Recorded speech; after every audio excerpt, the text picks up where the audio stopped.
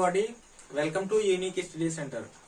अभी तक हमने अपना बायोलॉजी का लाइफ प्रोसेस चैप्टर का उसमें जो हमने पोषण पढ़ा था, न्यूट्रिशन में हमने स्वपोषी पोषण में प्रकाश संश्लेषण कर लिया था। इसके बाद हमको परपोषी पोषण में डाइजेशन इन ह्यूमन, मानव में पाचन के बारे में पढ़ना है। तो वहां पे हम देखते हैं कि ये मानव का पाचन तंत्र होता है जिसको आहार नाल हम बोलते हैं। उसकी शुरुआत यहाँ पे मनुष्य में भोजन का पाचन मुख से ही शुरू हो जाता है। तो यहाँ पे हमारे पास 4 तरह के दांत होते हैं और यहाँ मुख में ही 3 जोड़ी लार ग्रंथियां पाई जाती हैं।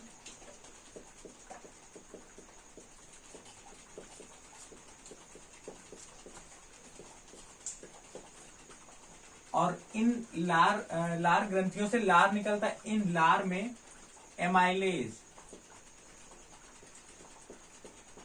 एक एंजाइम होता है जो कार्बोहाइड्रेट के पाचन में कार्बोहाइड्रेट के पाचन में मदद करता है। फिर उसके बाद यहाँ से भोजन जब आगे बढ़ता है तो ये ग्रास नली होती है जिसे हम आहार नाल भी कहते हैं।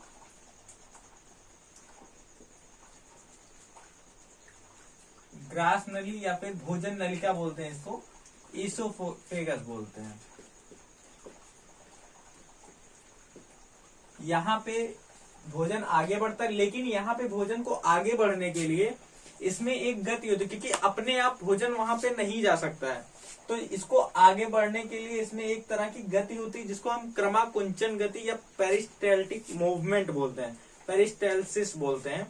तो उस पेरिस्टाल्टिक या उस क्रमाकुंचन गति के कारण जो भोजन यहाँ पे रहता है वो धीरे धीरे आगे बढ़ करके इस हिस्से में आता है।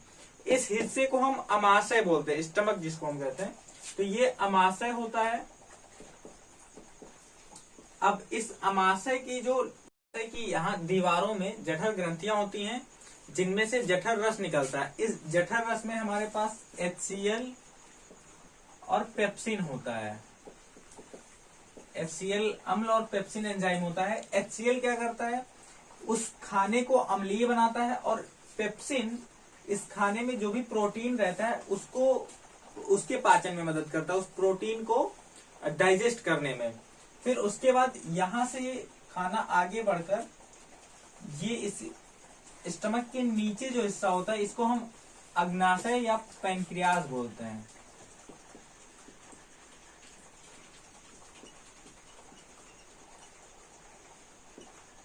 और ये स्टमक होता है। अब इस अग्नाशय में से जो एंजाइम निकलते हैं वो ट्रिप्सिन,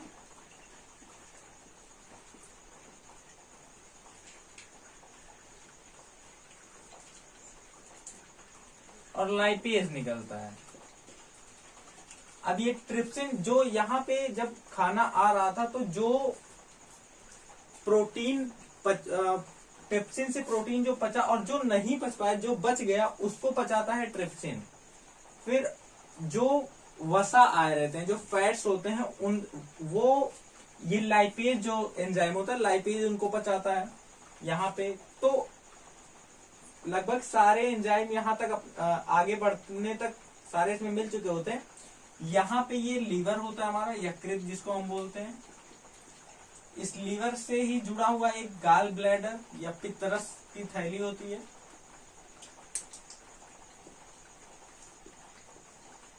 पित्त की थैली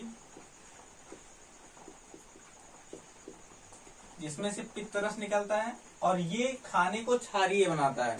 यहाँ तक अभी हमने देखा कि ये जो स्टमक, इसके 4 हिस्से होते हैं, तो उसके बारे में उतना डिटेल में नहीं पढ़ना है हमको। यहाँ पे भोजन अम्लीय हो जाएगा जो प्रोटीन के पाचन में मदद करता है। फिर आगे जब बढ़ेगा तो यहाँ पे पित्त की थैली जो लगी होती है, यहाँ से पित्तरस निकलता है और वो उस खाने को क्षारीय बना देता है, बेसिक बना देता है, जो फैट के डाइजेशन में हेल्प करता है। फिर उसके बाद ये आगे बढ़ता है तो यहाँ पे ये स्मॉल इंटेस्टाइन में एंटर कर जाता है। ये जो छोटी आंत होती है, छोटी आंत या स्मॉल इंटेस्टाइन, इसकी जो लेंथ होती है वो नियर अबाउट 6 मीटर के आसपास कुछ ऐसी होती है। तो इसमें पूरा का पूरा, अब ये यहां तक क्या होता है कि जो भी बाइल सॉल्ट, बाइल जूस जो भी निकलता है इस लीवर से, बाइल जूस, वो उसको बेसिक बना देता है उस फूड को, और लगभग सारे एंजाइम अभी तक इसमें मिल चुके होते हैं। फिर वो इस स्मॉल इंटेस्टाइन में आके यहाँ पे एब्जॉर्प्शन का काम होता है। भोजन जो भी एक सिंपल फॉर्म में टूट गया है, ये अब इसका एब्जॉर्प्शन होना है। तो ये क्या करेगा, इस जो छोटी आंत का जो स्ट्रक्चर होता है वो कुछ इस तरह से होता है, अंदर से उंगलियों जैसे संरचनाएं बनी रहती हैं, जिनको हम विलीज या फिर रसांकुर बोलते हैं। इस तरह की संरचनाएं रहेंगी, और ये बिल्कुल चारों तरफ से होती हैं। मतलब एक ऐसा अगर छोटी आंत है, तो अगर जूम करके हम देख रहे हैं तो ये छोटी आंत होगी उसके अंदर, और उसके अंदर उंगलियों जैसी हर तरफ से संरचनाएं निकली रहेंगी। ये क्यों होता है, ताकि जो अवशोषण का एरिया है वो बढ़ जाए, अवशोषण अच्छे तरीके से हो सके। और ये जो संरचना होती है उंगलियों जैसी, इसके अंदर रक्त केशिकाएं होती हैं, पतली पतली नसें होती हैं, जहां से अवशोषण के बाद जो फूड मॉलिक्यूल्स होते हैं, जो न्यूट्रिएंट्स हमने अपने खाने से लिए हैं, वो एब्जॉर्ब होकर ब्लड में चले जाते हैं, और फिर ब्लड से फिर वो पूरे हर एक सेल तक पहुंचते हैं। तो इनको हम रसांकुर बोलते हैं। जो छोटी आंत के अंदर जो संरचनाएं होती है जहां से अवशोषण होता है, और इसकी वजह से उसका जो एरिया होता है, एब्जॉर्प्शन एरिया, वो बढ़ जाता है। तो इनको हम रसांकुर बोलते हैं, रसांकुर या फिर विलीज। फिर उसके बाद यहाँ पे लगभग सारा एब्जॉर्प्शन खत्म हो जाता है, उसमें कोई भी न्यूट्रिएंट्स नहीं बचते हैं। फिर वो फूड जो होता है वो आता है इस लार्ज इंटेस्टाइन में, बड़ी आंत जिसको हम बोलते हैं। बड़ी आंत की लंबाई तो छोटी आंत से छोटी होती है, लेकिन बड़ी आंत इसको इसलिए बोला जाता है क्योंकि इसकी चौड़ाई ज्यादा होती है। तो ये पतली वाली जो आंत है वो छोटी आंत, और जो चौड़ी वाली आंत है वो बड़ी आंत। इसकी लंबाई लगभग 1.5 मीटर होती है। यहाँ पे अब लगभग पूरा का पूरा यूजलेस मटेरियल ही पड़ा रहता है, और इसमें भी रसांकुर होते हैं, लेकिन जो पानी का अवशोषण करते हैं। और इस पानी के अवशोषण के बाद यहाँ पे ये मलाशय होता है हमारा, कोलन, और फिर उसके बाद यहाँ पे एनस होता है, गुदाद्वार जिसको हम बोलते हैं। और फिर यहाँ पे आने के बाद वो जो वेस्ट प्रोडक्ट होता है वो बॉडी से बाहर चला जाता है। तो इतने प्रोसेस होते हैं, एक हम जो फूड कंज्यूम करते हैं उनको लेकर के पूरा डाइजेशन होने तक, और एनर्जी के, अच्छा यहाँ पे एनर्जी मिलना अभी तक नहीं हुआ, अभी बस फूड डाइजेस्ट हुआ है। और फूड के डाइजेस्ट होने का मतलब होता है बस उसका सिंपल फॉर्म में टूट जाना। अब इसके बाद का जो काम होता है वो रेस्पिरेशन, वहां पे उस मॉलिक्यूल का, उस न्यूट्रिएंट का सेल में जाकर के रेस्पिरेशन होता है, जिससे एनर्जी रिलीज होती है। तो अभी पहले हम अपना पूरा ये ठीक से कंप्लीट करते हैं, कहाँ कहाँ पे क्या होता है। तो अगर हम एक एक कहाँ पे कौन सा एसिड निकलता है, कौन सा एंजाइम निकलता है, और फिर उस किस चीज के लिए वो हेल्प करता है डाइजेशन में, उसको एक बार जरा देख लेते हैं। तो यहाँ पे गैस्ट्रिक जूस निकलेगा, जठर रस जिसको हम बोलेंगे, उसमें HCl पेप्सिन होगा। अब ये HCl बहुत ही ज्यादा कॉन्सेंट्रेट होता है, तो यहाँ पे इसके बचाव के लिए ये जो स्टमक होता है, इसकी जो लेयरिंग होती है ये म्यूकस की बनी होती है, और इसका जो नेचर होता है वो बेसिक होता है। अब ये एसिड है, और ये जो लेयर है इसकी ये बेसिक है। तो ये क्या करता है, इसको नुकसान नहीं पहुंचा पाता, क्योंकि इसकी जो लेयरिंग है वो बेसिक है। तो वो आपस में रिएक्शन करके न्यूट्रल कर देता है, तो कोई भी नुकसान नहीं होता है। फिर पेप्सिन, जब खाना है तो जो डाइजेशन वो तो मुंह से ही शुरू हो गया, जो कार्बोहाइड्रेट था, कार्बोहाइड्रेट का डाइजेशन शुरू हो गया मुंह से ही, और फिर वो आगे बढ़ते बढ़ते फिर अपना एक एक चीज उसमें ऐड होती गई, और फिर वो धीरे धीरे डाइजेस्ट होते होते यहाँ लगभग स्मॉल इंटेस्टाइन तक पहुंचते पहुंचते पूरी तरह से बिल्कुल सारे एंजाइम अपना काम कर चुके होते हैं, और वो बिल्कुल अब बस एब्जॉर्प्शन के लिए ही पूरी तरीके से तैयार हो जाता है छोटी आंत में आने तक। फिर उसके बाद क्या क्या प्रोसेस होते हैं एक बार फिर से देखते हैं। स्टमक में आएगा तो HCl पेप्सिन रिलीज होगा। पेप्सिन क्या करेगा, प्रोटीन के डाइजेशन में मदद करेगा। तो पेप्सिन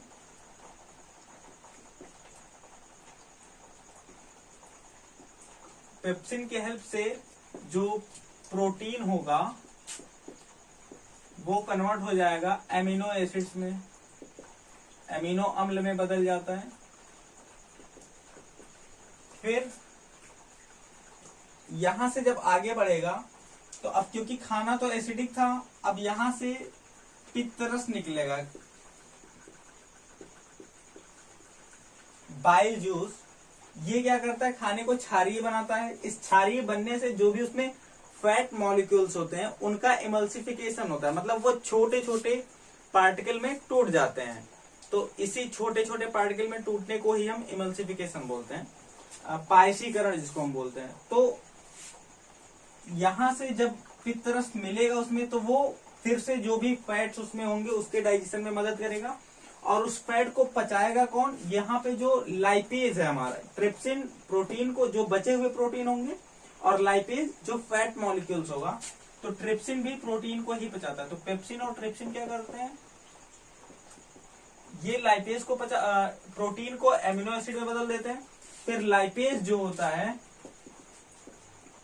ये लाइपेज फैट को चेंज करता है फैटी एसिड्स में, फैटी एसिड या फिर ग्लिसरॉल, जो भी वसीय अम्ल होते हैं, वसीय अम्लों में बदल देता है। फिर उसके बाद लगभग सारे एंजाइम अब यहाँ तक तो सेक्रेट हो चुके हैं, जितने भी स्रावित होने होते हैं हो चुके होते हैं। अब बड़ी आंत में पहुंचेगा खाना, फिर इस बड़ी आंत में सारे अवशोषण होंगे। और बड़ी आंत के भी 3 हिस्से होते हैं, तो उतने डिटेल में हमको नहीं जाना है। 3 जो ज्यादातर अवशोषण होता है वो लास्ट वाले, तीसरा जो उसका हिस्सा होता है उसमें होता है। तो इसके बाद फिर वो बड़ी आंत में एंटर करता है, और बड़ी आंत के बाद फिर वो बाहर, जो मल द्वार होता है वहां से फिर बाहर। तो ये पूरा प्रोसेस होता है डाइजेशन का, किस तरह से क्या क्या एंजाइम कैसे काम करते हैं।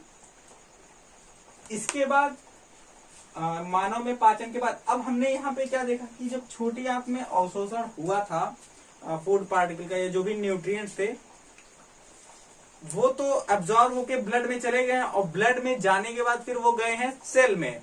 अब वहां पे एनर्जी के रिलीज होने, एनर्जी उस बनने का क्या प्रोसेस होता है, उसको हम रेस्पिरेशन बोलते हैं। तो यही हमारा नेक्स्ट टॉपिक होने वाला है, रेस्पिरेशन हम बोलते किसको हैं। तो और यहाँ पे कुछ डिफरेंसेस भी हम देखेंगे कि रेस्पिरेशन और ब्रीदिंग, इनमें थोड़ा सा डिफरेंस नहीं पता चल पाता है, तो उसमें हम डिफरेंस भी देखेंगे, क्या डिफरेंसेस होते हैं रेस्पिरेशन और ब्रीदिंग में। अब हमारा जो नेक्स्ट टॉपिक है रेस्पिरेशन, उसके बारे में हम देखते हैं कि क्या हमको पढ़ना है। तो रेस्पिरेशन में हमको वो जो हम इनहेल करते हैं, जो सांस अंदर लेते हैं, और फिर वो किस तरह से लंग्स में जाकर के ऑक्सीजन का एक्सचेंज होता है, ऑक्सीजन और कार्बन डाइऑक्साइड का, और फिर वो ऑक्सीजन के मॉलिक्यूल्स ब्लड में जाके मिलते हैं और फिर सेल तक पहुंचते हैं। फिर सेल में पहुंचने के बाद वो ऑक्सीडेशन करने के बाद जो भी न्यूट्रिएंट्स हमने डाइजेशन से लिए थे, किस तरह से वो एनर्जी में कन्वर्ट होता है और किस तरह से बॉडी में स्टोर होता है, इन सब के बारे में पूरा पढ़ना है। तो अब देखते हैं यहाँ इसकी शुरुआत कहाँ से होती है। तो पहले जब हम इनहेल करते हैं, अब यहाँ पे हमारे नेजल पासेज होते हैं, जो नासा द्वार होता है, नेजल पासेज से जब ऑक्सीजन नहीं, यहाँ पे तो लगभग ये इम्प्योर एयर ही, जो भी सारी गैसेस रहती हैं वो लगभग सारी अंदर जाती हैं। फिर धीरे धीरे लास्ट तक ऑक्सीजन पहुंचता है। फिर यहाँ पे हमारा फेरिंक्स होता है, फिर उसके बाद लेरिंक्स जो कंठ होता है, फिर उसके बाद ये जो उपास्थियों के बने सी आकार के छल्लों से, ये जहां से सांस अंदर जाती है, ये सी आकार के छल्ले से बने होते हैं और उपास्थि के बने होते हैं। क्यों? क्योंकि अगर हम सांस जब भी ले रहे हैं तो वो दब ना जाए या फिर सिकुड़ ना जाए, क्योंकि अगर उपास्थि का नहीं रहेगा, चमड़े का ही बना रहेगा, तो वो दब सकता है, सिकुड़ सकता है। तो इसके लिए ये उपास्थि का बना होता है। सी आकार के कुछ छल्ले होते हैं और वो एक के ऊपर एक रख के पूरा बना रहता है। तो इसको हम श्वास नली बोलते हैं।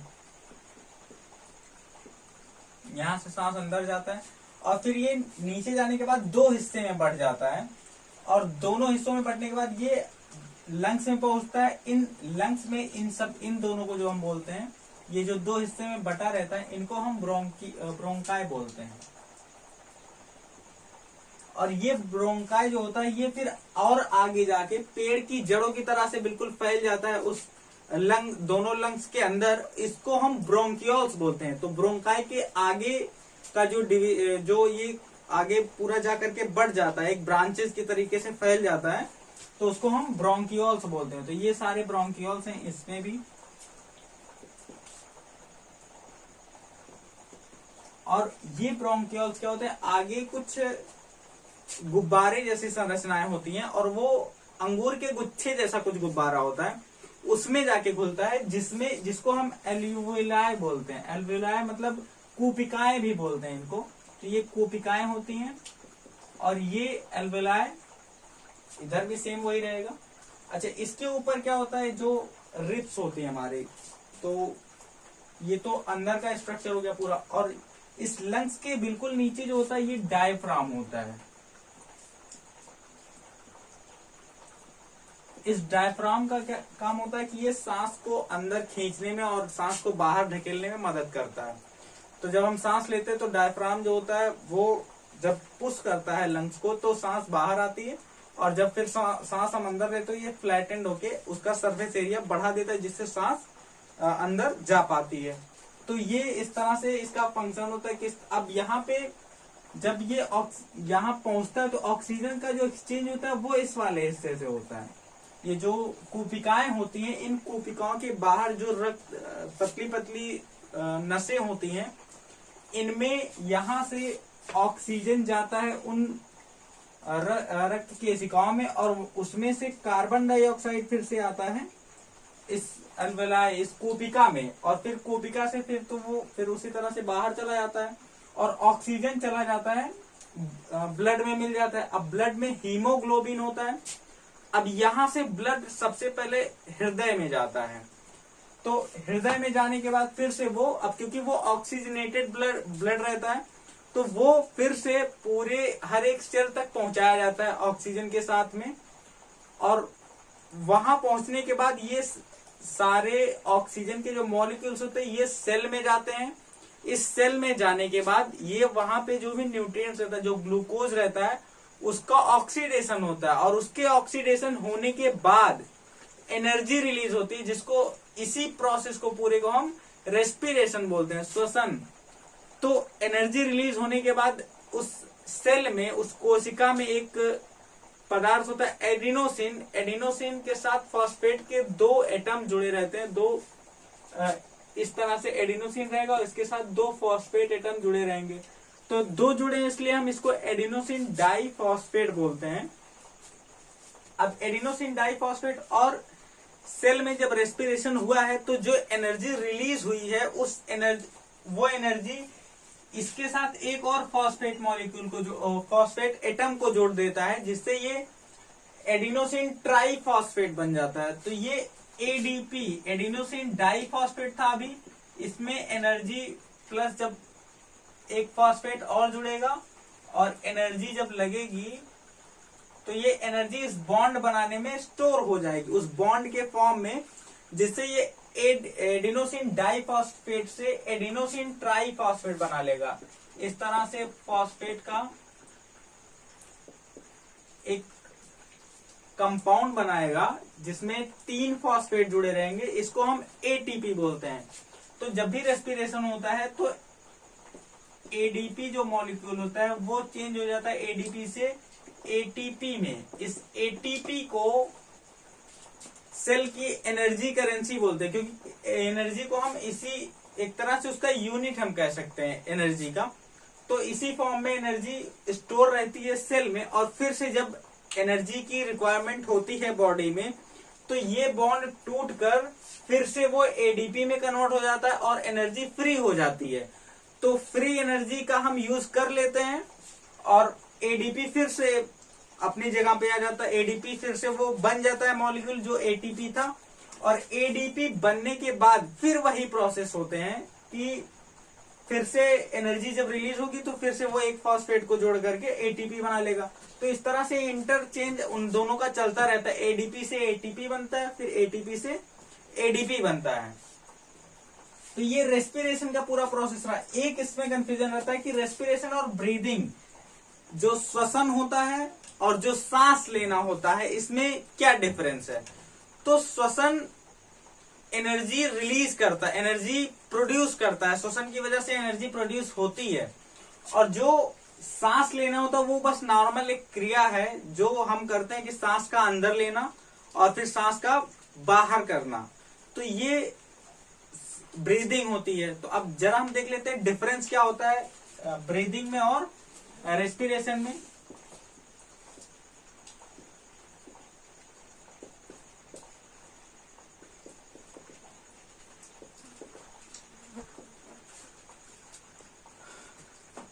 एक डिफरेंस हम ये एक सिंपल सा ऐसा है। तो ब्रीदिंग बस इनहेल और एक्सेल करना, एनर्जी इसमें नहीं बनती है। और रेस्पिरेशन में बनती है। रेस्पिरेशन दो तरह का होता है हमारा, एक एरोबिक होता है, एक अनएरोबिक होता है। एरोबिक का मतलब वायवीय श्वसन और एक दूसरा होता है अनएरोबिक का मतलब अवायवीय श्वसन। अब इसको देखते हैं कि ये क्या होता है। पहले ब्रीदिंग और रेस्पिरेशन में जो हमारा डिफरेंस था वो क्लियर हुआ कि एनर्जी इसमें रिलीज होती है, एनर्जी ब्रीदिंग में नहीं, कोई एनर्जी का कोई मैटर ही नहीं इसमें। और रेस्पिरेशन में एनर्जी मैटर करती है, एनर्जी क्योंकि उसमें बन रही होती है।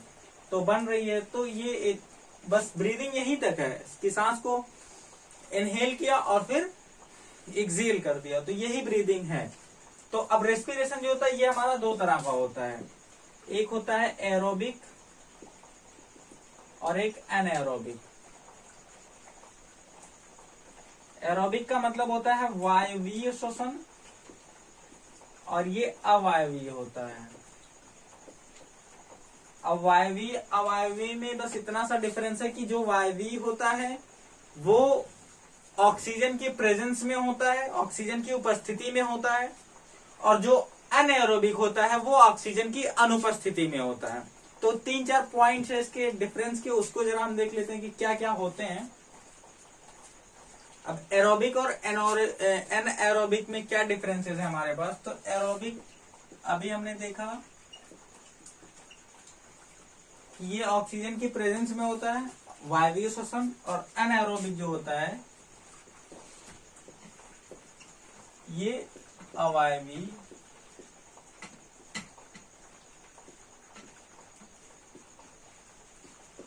ऑक्सीजन की अनुपस्थिति में होता है, उसकी एब्सेंस में होता है।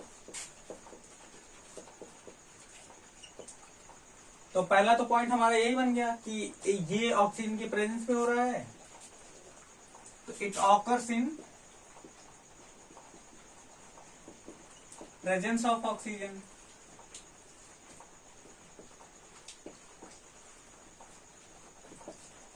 और इसके बारे में क्या लिखेंगे, occurs in absence of oxygen.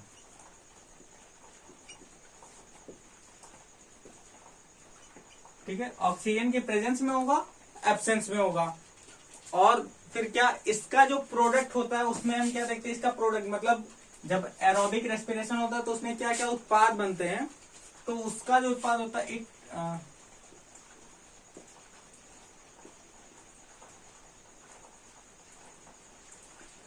products are produced in aerobic respiration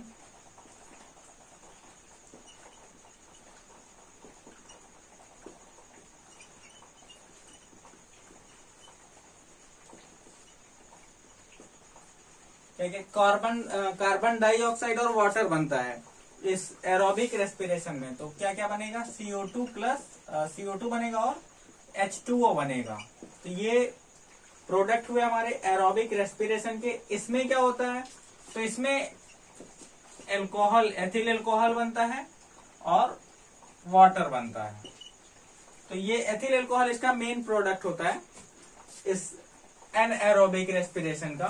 तो ये सेकंड पॉइंट है, इसका जो प्रोडक्ट है वो एथिल एल्कोहल है और वाटर है। इसमें क्या होता है कि इसमें काफी ज्यादा एनर्जी रिलीज होती है, काफी ज्यादा एनर्जी बन रही होती है। तो इसमें एरोबिक रेस्पिरेशन में मोर एनर्जी हम लिखेंगे, और इसमें क्या लिखेंगे, लेस एनर्जी।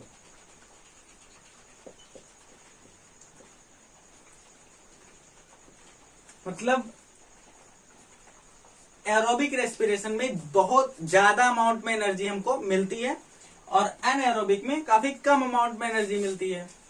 अब ये किसके अंदर होता है, तो ये एनिमल्स में और प्लांट्स में।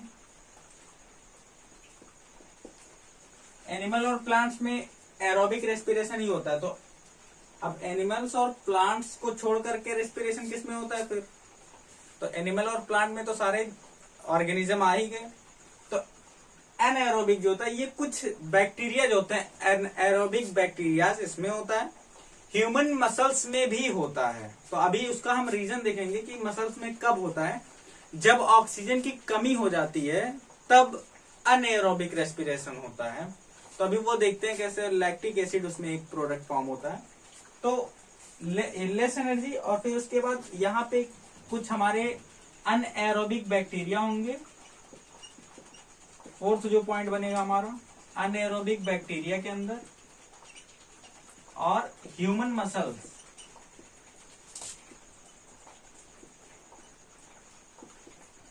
इसमें अनएरोबिक रेस्पिरेशन होता है।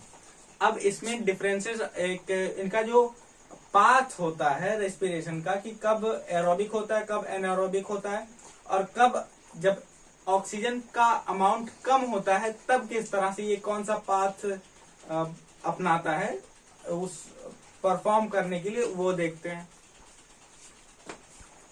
अब यहाँ पे जब रेस्पिरेशन होता है तो वो कौन से अलग अलग पाथ अपनाता है वो पूरा प्रोसेस होने में। तो सबसे पहले ग्लूकोज जो 6 कार्बन का एक मॉलिक्यूल है, ये पायरुवेट में चेंज होता है। साइटोप्लाज्म के अंदर पायरुवेट में चेंज होता है जो 3 कार्बन का एक मॉलिक्यूल है। तो अभी तो ये थोड़ा सा सिंपल हुआ कि 6 कार्बन से टूट करके ये 3 कार्बन के मॉलिक्यूल में चेंज हुआ। अब यहाँ पे अलग अलग तरीके से क्लासिफाई करते हैं। एक तो एब्सेंस में हम देखते हैं, तो ये ईस्ट में होता है, वहां पे ऑक्सीजन की जरूरत नहीं पड़ती, और वहां पे क्या बनता है, एथिल अल्कोहल, कार्बन डाइऑक्साइड, और एक बहुत ही कम अमाउंट में एनर्जी रिलीज होती है। फिर उसके बाद जब ऑक्सीजन की कमी होती है तब क्या होता है, तब फिर लैक्टिक एसिड फॉर्म होने लगता है। एनर्जी तो फॉर्म होती है लेकिन वो उतनी ज्यादा सफिशिएंट नहीं होती है, लेकिन लैक्टिक एसिड फॉर्म होता है। तो ये लैक्टिक एसिड, अब इसका एग्जांपल हम देख सकते हैं, जब भी हम एक्सरसाइज कर रहे होते हैं तो एक्सरसाइज करते टाइम मसल्स को ज्यादा एनर्जी की जरूरत पड़ती है, और वो ज्यादा एनर्जी फॉर्म करने के लिए जल्दी जल्दी रेस्पिरेशन करता है। फिर वहां पे हमको जल्दी जल्दी रेस्पिरेशन के लिए ज्यादा ऑक्सीजन की जरूरत भी पड़ेगी, लेकिन उतना ऑक्सीजन जब नहीं मिल पाता है तो मसल्स के अंदर लैक्टिक एसिड फॉर्म होने लगता है और एनर्जी तो रिलीज होती है। तो ये लैक्टिक एसिड क्या करता है, फिर कुछ टाइम बाद वो उस जगह पर बिल्कुल एक अकड़ जैसा बना देता है, मतलब वहां पे काफी दर्द होने लगता है। तो वो उस लैक्टिक एसिड की वजह से ही होता है। तो ऐसा कब होता है, जब ऑक्सीजन की कमी होती है, क्योंकि जब अचानक से ज्यादा एनर्जी की जरूरत पड़ती है तो वहां पे उतना ऑक्सीजन नहीं पहुंच पाता है तुरंत। इसीलिए जब हम दौड़ रहे होते हैं या जब एक्सरसाइज कर रहे होते हैं तो जो ब्रेथ रेट होती है हमारी वो बढ़ जाती है, ताकि ज्यादा ऑक्सीजन हम इनहेल कर पाए। तो ये एक पाथ होता है, जब लैक ऑफ ऑक्सीजन हो तब किस तरह से कौन कौन से प्रोडक्ट बनते हैं।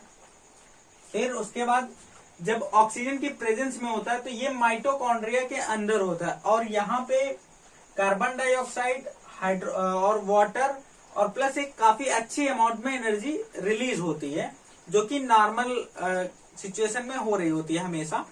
तो ये पूरा रेस्पिरेशन के अलग अलग पाथ थे, अलग उस ऑक्सीजन के हिसाब से, कि कब जब ऑक्सीजन ना हो और ये ऑक्सीजन नहीं हो तो ये तो हमारा एनाएरोबिक रेस्पिरेशन हो गया जो अभी हमने पढ़ा है। फिर लैक ऑफ ऑक्सीजन और ये प्रेजेंस ऑफ ऑक्सीजन, ये एरोबिक रेस्पिरेशन में आते हैं। तो ये कुछ बैक्टीरिया होते हैं जिनमें, और जैसे ईस्ट में भी होता है एनाएरोबिक रेस्पिरेशन। तो ये रेस्पिरेशन का पूरा हमारा टॉपिक रहा इस तरह से।